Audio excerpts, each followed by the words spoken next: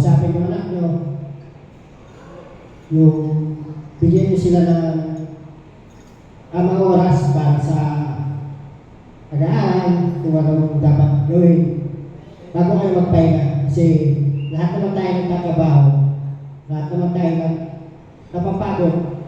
Yung oras, tuloy-tuloy lang yun. Yung buhay ng tao, kailangan natin, meron tayong time bawat isa.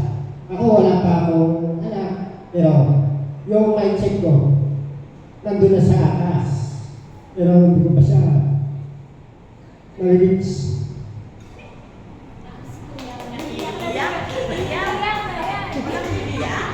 Pero happy ako sa inyo kasi dumating na kayo sa mga point na may mga pagsubok. Pero darating din naman tayo sa buhay. Kailangan lang natin tibayan ng loob, tulong-tulong kahit wala na kayo magtutulong sa atin, hindi pamilya. Sa mama ko, salamat kasi lagi siya nandiyan.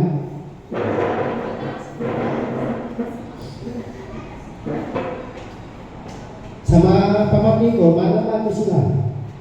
Kasi yun pala naman meron ako. At sa magulang ko, salamat. Sa kapatid ko, sa ate ko, salamat din sa lahat. Thank you.